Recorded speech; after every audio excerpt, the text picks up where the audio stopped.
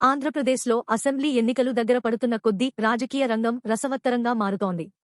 ఏప్రిల్లో జరగనున్న ఎన్నికల కోసం రాజకీయ పార్టీలు తమ అభ్యర్థుల ఎంపిక చివరి దశలో ఉన్నాయి.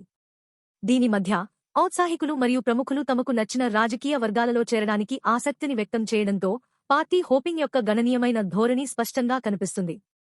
ప్రఖ్యాత దర్శకుడు వివి వినాయక్ అధికార వైఎస్ఆర్ కాంగ్రెస్ పార్టీలో చేరేందుకు ప్రయత్నాలు చేస్తూ వార్తల్లో నిలిచారు. అయితే తాజాగా ఆయన మాట మార్చడం మీడియాలో చర్చనీయాంశమైంది. ఈ పరిణామానికి సంబంధించిన వివరాలను పరిశీలిస్తే ఆంధ్రప్రదేశ్లో రాబోయే సార్వత్రిక ఎన్నికలకు విస్తృతంగా సన్నాహాలు జరుగుతున్నాయి. వినాయక్ మొదట రాజమండ్రి నుండి వైఎస్ఆర్సీపీ బ్యానర్పై ఎంపీ అభ్యర్థిగా పోటీ చేయాలని భావించారు. ఆయన చాలా కాలంగా పార్టీ నేతలతో చర్చలు జరుపుతున్నారని, వైసీపీ నుంచి హామీ రావడంతో వినాయక్ సానుకూలంగా స్పందించారని వర్గాలు సూచిస్తున్నాయి.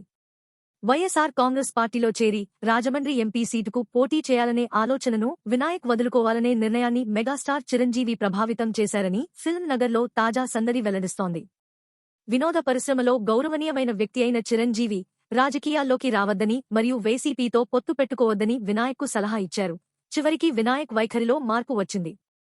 రాజమండ్రి నియోజకవర్గం నుంచి పోటీ చేయకూడదని వినాయక్ నిర్ణయించుకోవడంతో వైసీపీ అధిష్టానం ప్రత్యామ్నాయ అభ్యర్థులను అన్వేషిస్తున్నట్లు సమాచారం.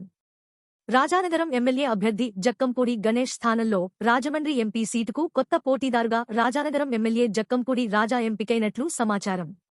కథనానికి వ్యక్తిగత స్పర్శను జోడిస్తూ వివి వినాయక్ మెగాస్టార్ చిరంజీవి యొక్క అమితమైన ఆరాధకుడు కావడం గమనార్హం. ఆయన చిత్ర పరిశ్రమలోకి ప్రవేశించడానికి ప్రేరణగా భావిస్తారు. వినాయక్ గతంలో చిరంజీవితో కలిసి రామ్చరణ్తో కలిసి ఠాగూర్ మరియు నాయక్ వంటి ప్రాజెక్టులకు పనిచేశాడు. మెగాస్టార్ చిరంజీవి ఇటీవల ఒక ప్రైవేట్ కార్యక్రమంలో పాల్గొనేందుకు వైజాగ్కు విచ్చేశారు. అక్కడ విశాఖపట్నం విమానాశ్రయంలో అభిమానుల నుండి ఉత్సాహభరితమైన స్వాగతం లభించింది. జనవరి 20న లోక్నాయక్ ఫౌండేషన్ ఆధ్వర్యంలో మాజీ ఎంపీ యార్లగడ్డ లక్ష్మీప్రసాద్ ఆధ్వర్యంలో నిర్వహించిన ఎన్టీఆర్ 28వ వర్ధంతి కార్యక్రమంలో పాల్గొనేందుకు ఆయన వైజాగ్కు వచ్చారు. మరిన్ని అప్డేట్లను చూసినందుకు ధన్యవాదాలు. దయచేసి నా ఛానల్ని సబ్స్క్రైబ్ చేయండి.